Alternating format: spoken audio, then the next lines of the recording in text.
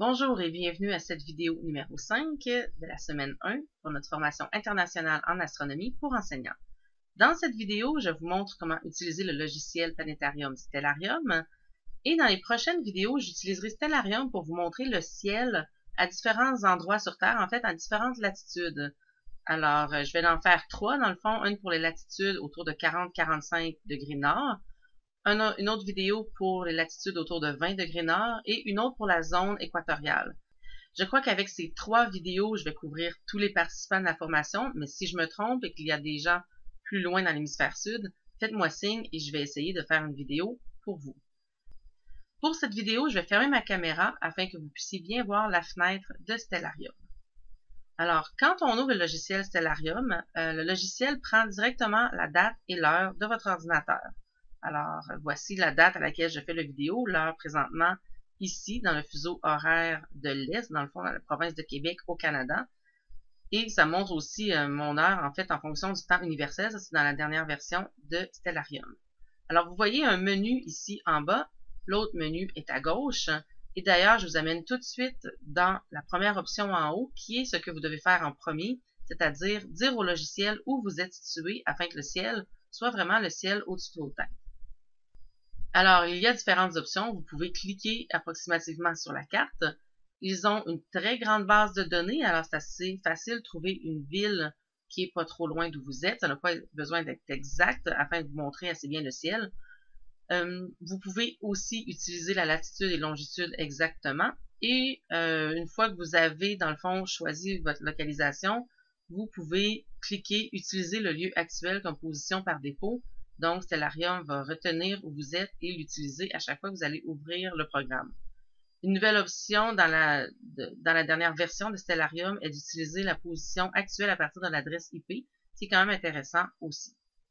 Alors voilà, moi je suis près de la ville de Québec, dans la province de Québec au Canada. Alors je suis bien sur la Terre à Québec. Alors, comme c'est l'après-midi présentement, dans le fond, je vois le ciel, le soleil dans le ciel. Et là, j'ai un horizon, je peux me tourner, dans le fond, je vois le sud. J'ai un horizon un peu par défaut dans le programme. Alors, je vais aller, qui est un endroit qui existe vraiment.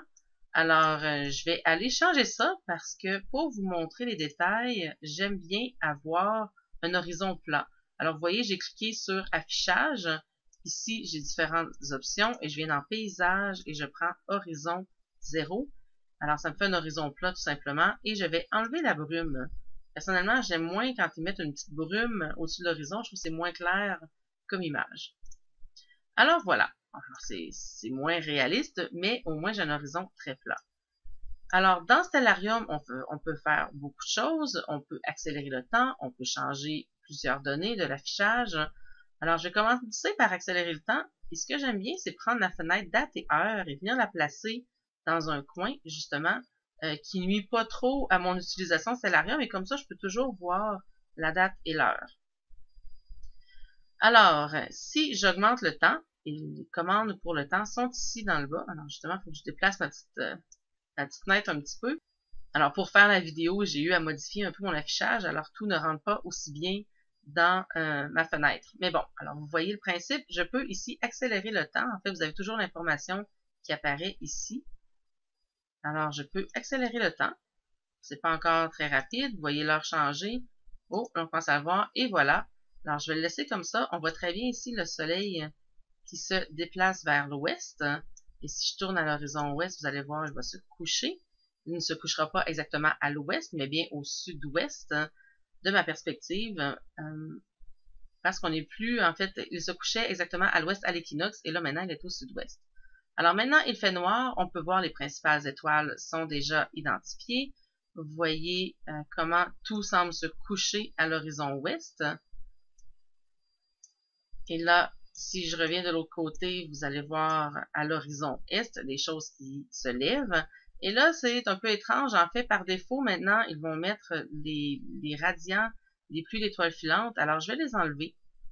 Alors, afficher, cacher les pluies de météores, on peut l'enlever. De ce temps-ci, le matin, il y a de très belles planètes à regarder. Alors, je vous en parle un peu plus dans la prochaine vidéo. Mais ce que je vais vous montrer, c'est que là, on va voir le soleil qui se lève et on revient dans un ciel de jour, on ne voit plus les étoiles. Alors, ce qu'on peut faire dans Stellarium, c'est enlever l'atmosphère. Et voilà. Et ça, c'est intéressant parce que des fois, et là, je vais juste faire pause ici.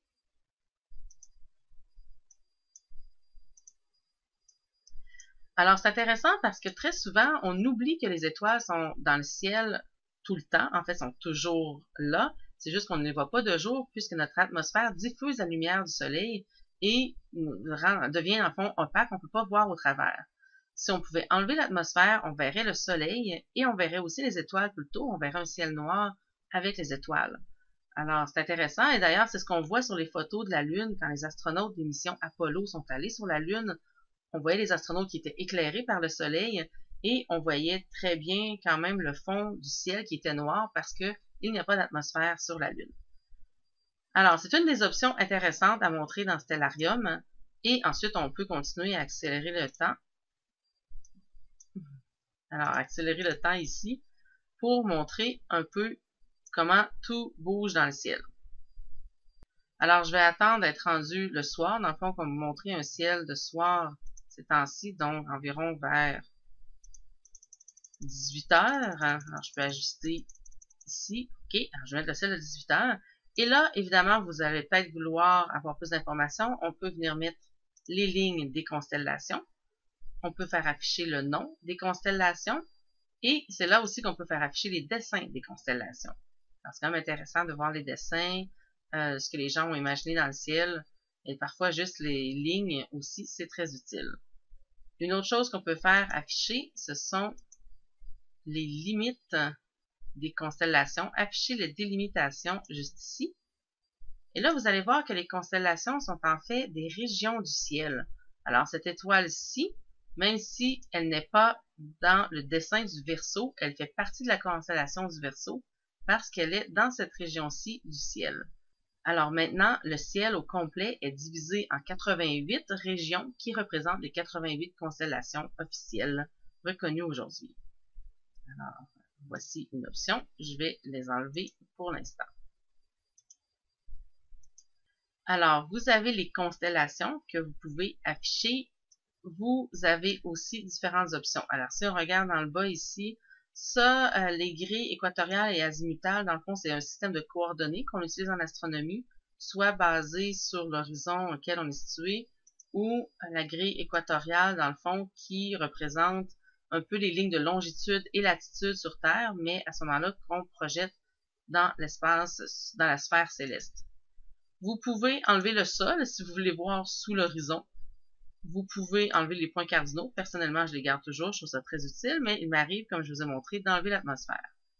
Vous pouvez aussi faire afficher les objets du ciel profond. Alors, vous voyez, il y en a beaucoup. On peut, par exemple, aller trouver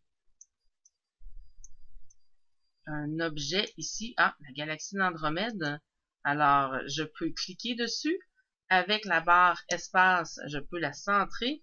Et là, tout dépendant des ordinateurs, les options vont changer, mais j'utilise la roulette de ma souris pour zoomer sur la galaxie d'Andromède. Alors, on peut voir comme ça des détails. Alors, vous pouvez zoomer à différents endroits et il y a plus d'informations, fait plus que ce qu'on peut voir à l'œil. C'est vraiment un peu une représentation du ciel. Tout n'est pas visible à l'œil nu. On peut avoir plus d'informations. Là, c'est sûr qu'on a beaucoup d'objets du ciel profond, donc je vais les enlever. Je trouve personnellement que ça fait beaucoup. Vous avez vu quand je cliquais sur un objet que l'information apparaissait. En fait, si je clique sur une étoile, vous avez beaucoup d'informations ici, probablement plus que ce que vous avez besoin. Mais ce qui est le plus intéressant, premièrement, c'est la couleur du texte qui représente vraiment la couleur de l'étoile. Alors, je vais me promener un petit peu. Ah, en voici une un peu plus bleutée, plus rouge par exemple. Alors, les étoiles ont vraiment différentes couleurs. À l'œil nu, ce n'est pas toujours évident, malgré que certaines, on est capable de distinguer un peu la couleur. Mais le logiciel ici nous le montre, c'est quand même intéressant. Et ce que j'aime bien, c'est que ça nous montre la distance à l'étoile. Alors, 196 années-lumière vers cette étoile. Miracle ici, alors 197 années-lumière. Alors, vous pouvez vous promener dans une même constellation et réaliser que ce n'est pas parce que deux étoiles sont l'une à côté de l'autre dans le ciel qu'elles sont à la même distance. Alors, une fois que vous avez cliqué, vous avez l'information et vous avez juste à cliquer sur le bouton de droite de votre souris pour l'enlever. Il y a beaucoup de raccourcis dans Stellarium. Vous pouvez justement venir dans l'option Aide et vous allez voir tous les raccourcis que vous pouvez utiliser. Alors, si je continue un peu à tourner dans le bas, vous pouvez en fait utiliser Stellarium même pour guider votre télescope. Alors, c'est un peu ce qu'on a ici. Et ici, ça nous montre justement la vue à travers un oculaire ou à travers un viseur Telrad. C'est vraiment pour nous aider à pointer un télescope. Justement, on a l'option ici pour centrer l'objet. Si vous êtes à l'extérieur, alors si vous amenez votre logiciel sur un ordinateur portable à l'extérieur, je vous recommande d'utiliser la version de nuit. Alors, encore une fois, la lumière rouge n'affecte pas autant votre vision nocturne, ce qui peut être très utile. Quand on commence à utiliser Stellarium, il est toujours en mode plein écran. Alors, il peut être intéressant d'utiliser cette option ici pour avoir le menu pour minimiser justement les boutons en haut à droite, minimiser et quitter si on veut. Une option très intéressante dans la dernière version de Stellarium, c'est d'afficher les exoplanètes. Alors, les planètes qui ont été découvertes à ce jour, vous en voyez plusieurs. Alors, c'est le nom des étoiles autour de laquelle nous avons confirmé qu'il y avait une exoplanète.